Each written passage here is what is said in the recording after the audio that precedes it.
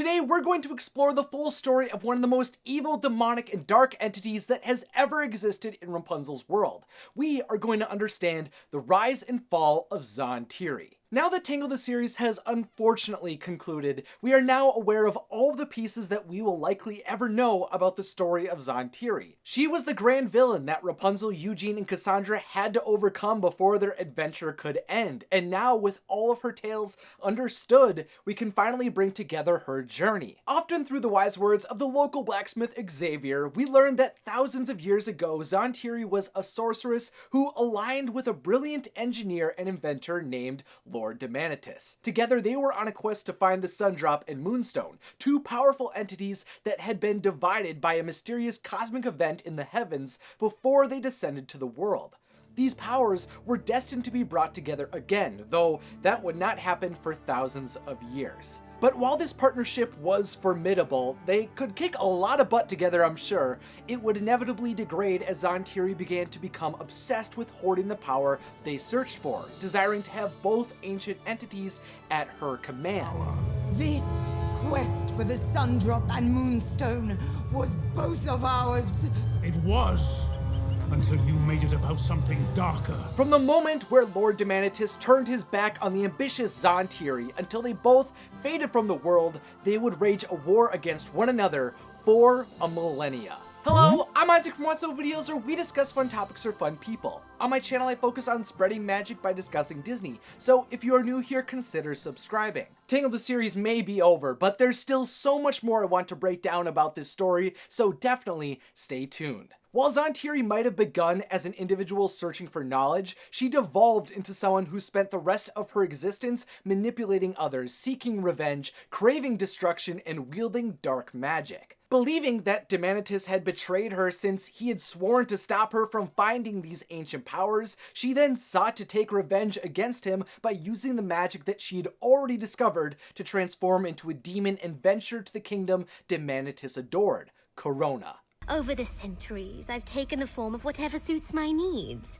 A warlock, a demon, even a blizzard. There, Zon-Tiri cursed the land, destroying everything in her path, but by building a subterranean device within the structure of a mountain, Demanitus was able to combine magic and science to change the direction of the wind to cast Zon-Tiri away. While her presence still lingered in that land and would rise again when Corona was at its weakest, at the time, Zon-Tiri retreated. This was the first story we were ever told about this demonic being, and I remember being so excited to hear about this deep lore developing within Rapunzel's world. Honestly, this was one of the moments I remember that really began to grip me into Tangled the series, and of course, I would not forget this villain when we learned more about her as Rapunzel's adventure continued. Eventually, on Zon-Tiri's travels far from Corona, we eventually learned she discovered the Great Tree, a sentient being who existed as a source of good for the world, but unfortunately was corrupted by the sorceress to become her stronghold.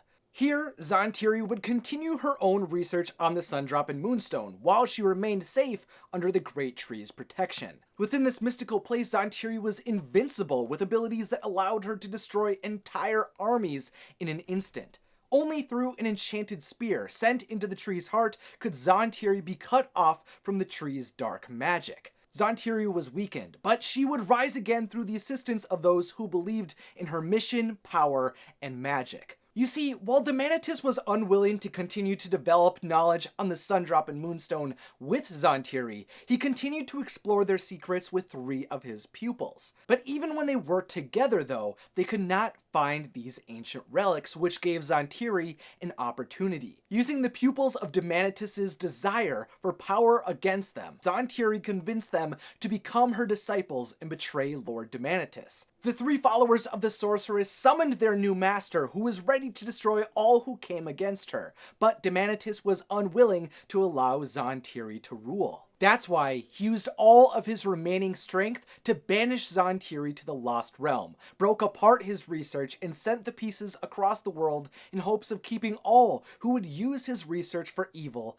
at bay. These were the stories where I began to feel so excited about this mysterious creature. While I have found it fascinating to learn more about her over time, when Zon-Tiri was a faceless, unstoppable monster, I think I was the most excited to learn about what her place in Rapunzel's story would become. And slowly we learn the truth about what Zon-Tiri wanted. Most simply, before she was banished, she made a promise to Demanitus that she would take revenge upon him by destroying the kingdom he cherished. Her goal from her banishment on was to capture the Sundrop and the Moonstone so that Corona would fall. I will have that power, and when I do, I will destroy your beloved Corona. Through Lord Demanitus' war with Zon-Tiri and her disciples, Demanitus was able to imprison many of her followers within the same chamber that held the Demanitus device. Over the years, Demanitus captured many of the evil spirits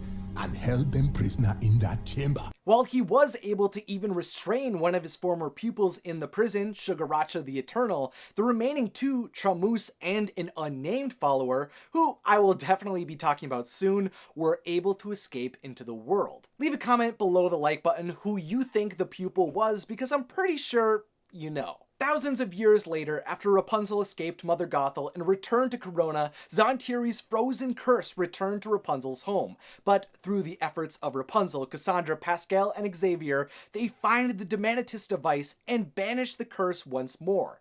But there was a consequence from using this machine. Activating the device resulted in deterioration of the structure around it, resulting in the freedom of Shugoracha and the ability for her to attempt to free Zon-Tiri. At Janus Point, Shugoracha used hypnotic magic to complete a ceremony that resulted in a portal opening to the Lost Realm. This was the closest Zon-Tiri had come to freedom in a millennia, but due to the intervention of Eugene and Cassandra, who were able to get through to Rapunzel, they were able to end their evil ritual. Zon-Tiri was so close to returning so early in Rapunzel's story as a princess in Corona, but for now, she remained trapped, while another disciple of hers worked to provide his master with the Sundrop that she longed for. On Rapunzel and her friends' way to the Dark Kingdom as they hoped to have the Sundrop neutralize the Moonstone, they became ensnared in a trap sprung by Tramus, who attempted to siphon the magic of the Sundrop away from Rapunzel so that the power would be transferred to Zon-Tiri herself.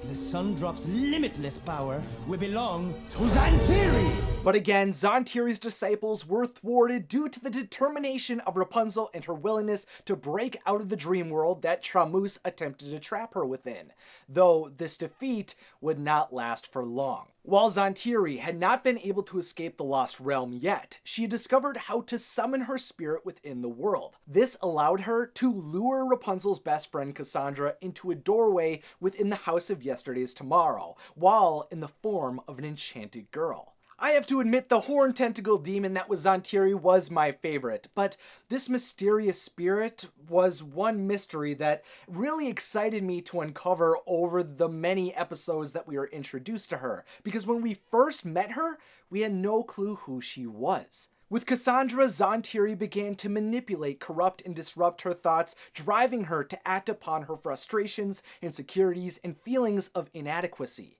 By showing Cass that her mother was Gothel, Zon-Tiri was able to convince the girl that if she ever hoped to seize her destiny, she would need to fight back against the girl who had stolen her life. Cassandra would need to act against Rapunzel. To accomplish this goal in the Dark Kingdom, Cassandra stole the Moonstone for herself and turned her back on Rapunzel, her friends, and her kingdom. While the ancient tales of Zon-Tiri showed the might of her power as an enchanted girl, she showed off her ability to control everyone around her. After that moment, Zon-Tiri continued to guide Cassandra to submit to her anger as they traveled to find the incantation that would allow Cass to have full control over the Moonstone, knowing that if the full power of the Sundrop and the Moonstone clashed, that her true form would be able to be freed again.